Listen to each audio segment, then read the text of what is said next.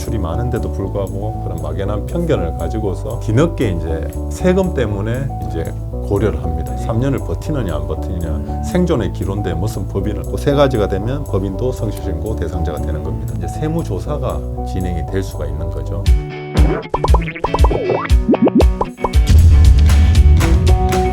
안녕하세요. 중소중견기업 보수들의 골치 아픈 법인을 타파해줄 보고파TV를 책임지고 있는 윤책입니다.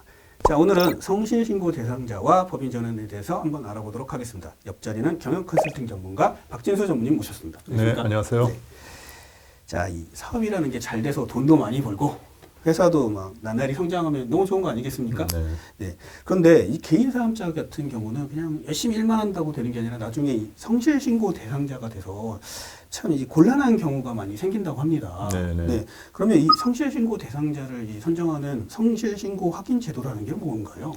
성실신고 확인 제도는 이제 개인 사업자의 수익 금액이 네. 업종별로 이제 일정 규모 이상인 개인 사업자가 네. 종합소득세를 신고할 때 이제 그 장부 기장 내용의 정확도를 이제 세무사분의 확인 절차를 더 타이트하게 이제 봐서 신고를 하게끔 성실 신고를 유도하는 네. 그런 어떤 제도라고 할 수 있습니다. 제가 볼 때는 일 열심히 했으니까 참 성실한 사람이구나 해서 나는 뭐 상을 줄 줄 알았더니 결국은 더 꼼꼼하게 신고해. 그렇죠. 세무사나 회계사에 확인을 받고 신고 이거네요. 예, 더 성실하게 하라는 거죠. 이게 어떻게 보면 그렇게 개인 사업자 분들은 이거가 되면은 별로 그렇게 좋아하지 않으실 거예요. 불편한 과정이 되는 거죠. 그러면 이게 성실신고 대상자가 되는 게 이게 수입금의 기준이 있을 것 같습니다. 네. 예, 이게 대충 어떻게 될까요? 쉽게 말씀드리면 15억과 7억 5천과 5억의 기준이 있습니다. 네네네. 그래서 15억 이상의 기준을 보는 업종은요, 농업, 임업업, 그리고 도소매업, 도소매, 부동산 매매업, 이런 경우는 이제 15억 이상의 기준을 보고요. 네네. 그리고 7억 5천의 기준을 보는 업종은 제조업, 제조, 숙박 음식점업, 전기, 가스, 공기 조절 공급업, 그리고 수도, 하수, 폐기물 처리, 원료 재생업, 그리고 건설업 중요하죠. 네. 그래서 부동산 개발 공급업, 운수업, 정보통신업, 네. 금융보험업, 상품 중개업 이렇게 해서 이제 7억 5천 이상이 기준이고요. 네. 그리고 5억 원 이상은 부동산 임대업, 그리고 부동산 뭐 전문과학 기술 서비스업, 그리고 교육 서비스업, 예술 스포츠 여가 관리 서비스업, 그리고 기타 개인들의 서비스업 있지 않습니까? 네네. 그래서 뭐 방문 판매라든지 그런 모든 서비스는 다 5억 원 이상입니다. 네. 보니까 이 부동산은 진짜 매매 다르고 공급업 다르고 임대업 다르네요, 기준이. 네, 다 기준이 틀리죠. 요거에 관련된 분들이 꽤 많을 것 같은데. 예. 근데 여기서 말하는 이 수익 금액은 어느 기준을 가지고 얘기를 하는 건가요?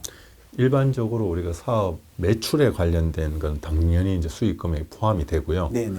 그리고 간주 임대료라고 있지 않습니까? 부동산에. 네네. 그리고 판매 장려금이라고 있습니다. 대기업의 어떤 대리점업을 한다고 하면 내가 이만큼 매출을 올리면은 그 매출에 대해서 대기업에서 장려금을 이제 책정된 게 있습니다. 네. 그리고 신용카드 세액 공제액이라고 있습니다. 우리가 신용카드 많이 쓰면 세액 공제 받는데 그것도 수입이지 않습니까? 어떻게 보면 반대급부로 공제를 받았다는 것은 나의 수익 금액으로 생각을 해서 해야 되고요. 그리고 사업의 양수도 할 때 이제 재고 자산이라든지 이런 것들도 시가 상당액을 계산을 해가지고 수익 금액으로 잡아야 됩니다. 네. 그러니까 그냥 매출만 보면 안 되는 거네요. 네, 간접적인 것까지 다 같이 아울러서 생각해야 돼요. 그러면 이 성실신고 대상자가 되면 신고 납부는 언제 하게 되는 겁니까? 이제 보통 이제 5월 달에 종합소득세 신고를 하는데 네네. 성실신고 대상자가 되면 한 달의 기간을 더 둡니다. 왜냐하면 준비 서류라든지 과정이 더 필요하기 때문에 네. 그래서 6월 말까지 성실신고 확인 대상자는 종합소득세 신고를 하게 되어 있습니다. 결국은 이제 신고할 게 더 많으니까 준비를 더 철저히 해라 그렇죠. 이런 거네요. 그렇죠. 그러면 내가 성실신고 대상자 됐는데 만약에 이런 성실신고를 위반한다. 네. 그럼 어떻게 되는 거예요? 가산세가 당연히 있습니다. 가산세가. 예, 가산세는 이제 사업 소득에 대해서 5% 가산세가 적용이 되는데요. 네. 이제 계산 방법은 뭐 산출세액이 있지 않습니까? 산출세액에다가 종합소득 금액, 우리가 세금 내는 종합소득 금액에다가 미제출한 사업장의 소득 금액 곱하기 5% 해가지고 이제 계산을 하는 거고요. 그리고 이제 사업자를 대상으로 이제 세무조사가 진행이 될 수가 있는 거죠. 불성실하다 해가지고. 네. 그리고 이제 성실신고 확인자에 대한 제재 사항이 있는데 세무대리인이 성실신고 확인을 제대로 하지 못한 사실이 또 밝혀질 수가 있습니다. 내가 의뢰를 했는데, 그렇죠. 그럼 세무대리인 이제 세무사분이 징계를 받을 수가 있습니다. 그러니까 성실신고 확인자는 그 세무사를 얘기를 하는 거네요. 예, 확인을 해야 되는 자니까. 확인해야 되니까. 그러니까 결국은 확인하는 사람한테도 불이익을 줘서 제대로 하게끔 유도를 해라 그런 거예요. 맞습니다. 네. 양쪽에 다 이제 책임이 있는 거죠. 성실신고 확인 대상자가 이렇게 나쁜 것만 있으면 왜 이걸 주냐 이거죠. 그러니까 제가 볼 때는 또 나름 또 성실신고 확인 대상자가 되면 네네. 혜택도 좀 예. 있을 것 같습니다. 예. 네. 그래서 요 뭐 혜택도 세제적인 혜택인데 네. 1차적으로는 성실신고 확인 관련된 이제 비용이 발생이 되지 않습니까? 그 비용에 대해서 60%를 세액 공제를 해줍니다. 예, 공제 한도는 뭐 120만 원 정도고요. 네네. 그리고 성실신고 확인 비용에 대한 이제 수수료가 있지 않습니까? 네. 수수료는 전액 필요 경비로 이제 처리가 되고요. 그리고 우리가 이제 뭐 아파서 병원 가거나 의료비가 있는데 사업 소득의 3%를 초과하는 의료비를 이제 의료비가 있다라고 하면 그 15%까지 요걸 세액 공제를 해주고요. 그리고 본인이라든지 기본 공제 대상자의 지출 중에서 교육비가 있다고 하면 교육비의 15%를 또 세액 공제를 받을 수가 있습니다.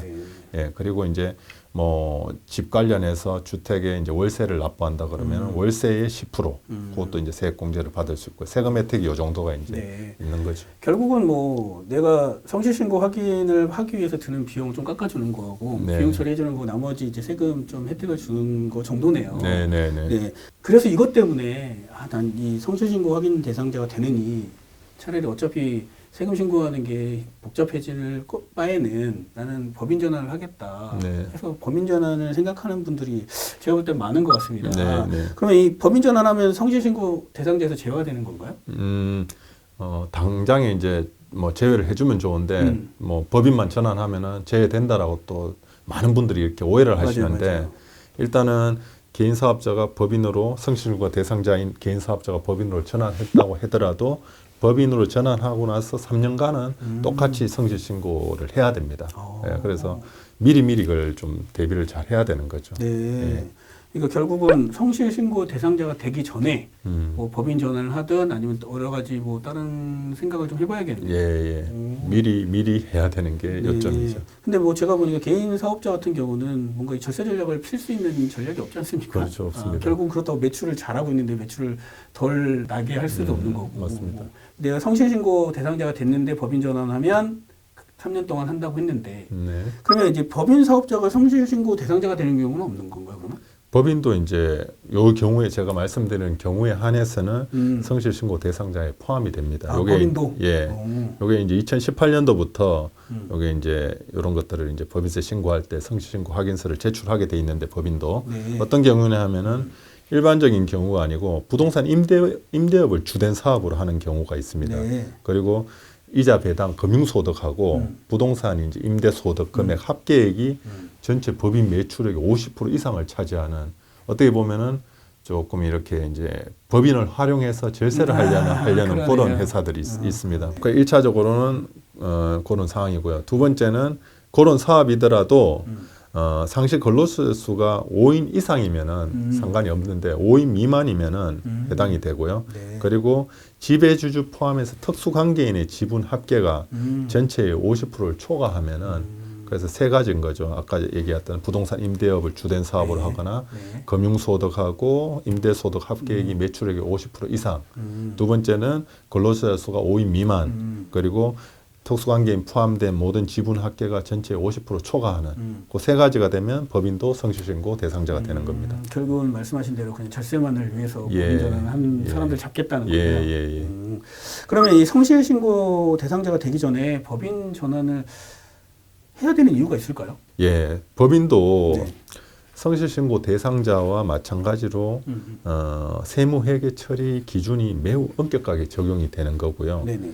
하지만 이제 사업 규모가 일정 규모 이상이면서 네네. 계속 성장할 업체라면은 당연히 개인보다는 법인이 여러 가지 측면에서 유리한 점이 있습니다. 네네. 첫째로는 절세 측면에서 개인보다는 다양한 절세 전략을 이용할 수 있는 거죠. 예를 들면은 개인은 그냥 뭐 비용 제하고 다 종합소득세 신고하면은 개인의 소득인데 그렇죠. 그래서 세금도 많이 냅니다. 그렇죠. 건보료까지 포함이 되고. 그런데 법인은 일차적으로 대표와 여러 가지 관련된 특수관계인들의 급여가 비용 처리가 되고 그리고 주주로서의 배당도 그렇죠. 처리를 할 수 있고 여러 가지 세목별로 분산을 해서 법인의 소득을 엑싯할 수 있는 방법들을 쓸 수가 있는 거고요. 그렇죠. 개인 사업은 그의 소득으로 다 이제 시간에 여유가 없습니다. 그의 소득으로 모든 걸 정리가 끝나버리는 거고 그렇죠.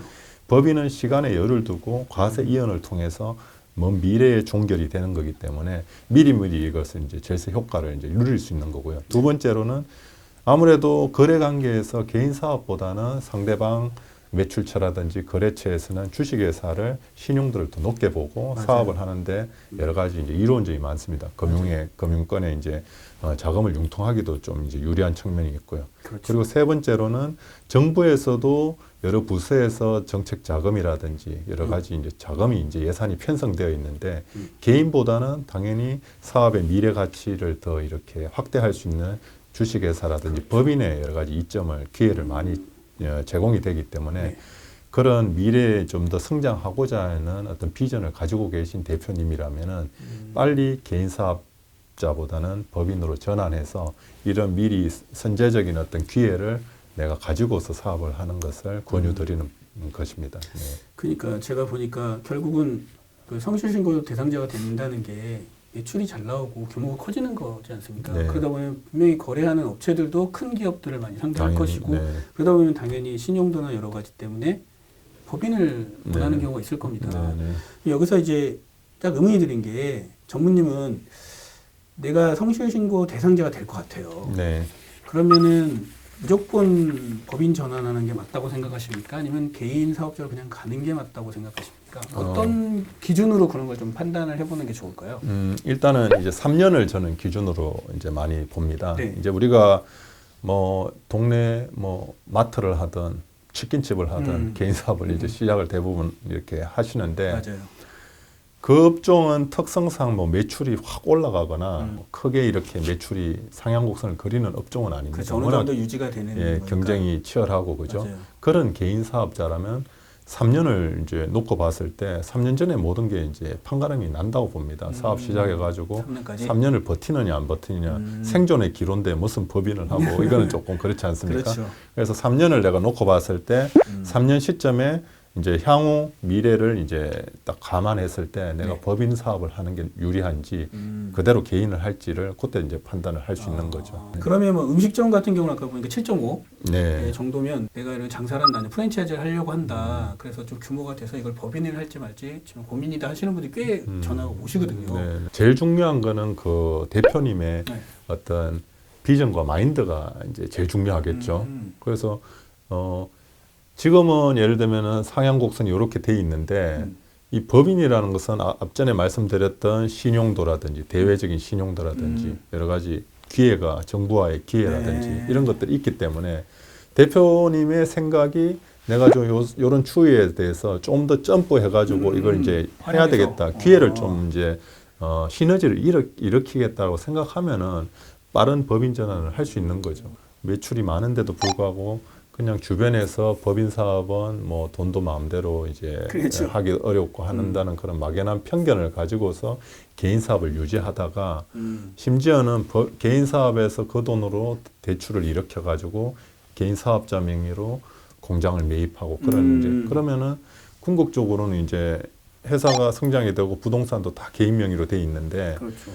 이제 가다가 이제 뒤늦게 이제 세금 때문에 이제 고려를 합니다. 대출 다 잡혀 있죠. 사업자 대출이. 그래서 이게 은행에 동의도 구해야 되고 이 복잡합니다. 이게 그렇죠. 전환하기가.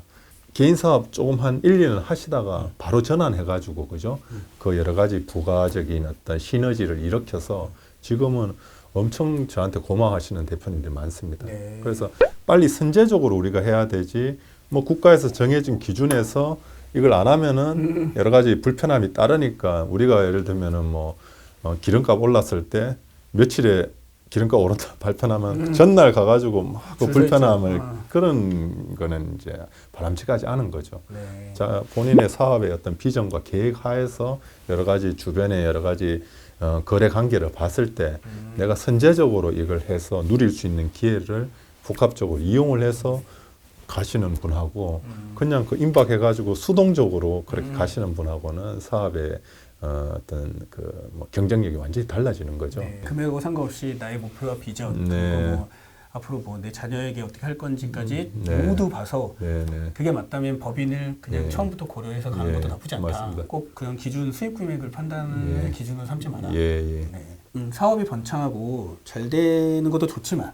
또 거기에 맞게 또 뒤따르는 게 많은 세금 아니겠습니까? 네, 맞습니다. 네. 그래서 지금 개인 사업자라면 그 본인의 업종의 수익 금액도 한번 체크해보고 비전도 한번 체크해서 법인 전환을 할지 좀 미리 전문가의 그 도움을 받아서 미리미리 여러 항목을 좀 꼼꼼하게 체크해봤으면 좋겠습니다. 네, 맞습니다. 사업을 이제 대표님들이 시작하는 것도 중요하고요. 개인 사업을. 그리고 어느 시점에 법인으로 전환해야 될지 이런 것도 중요하고. 그래서 대표님 혼자서 이 의사결정하기가 어렵습니다. 이 짧은 시간에.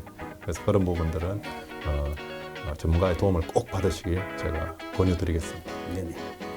알겠습니다. 자, 오늘 내용은 이것으로 마치고요. 다음엔 더 유익한 정보로 찾아뵙도록 하겠습니다. 감사합니다.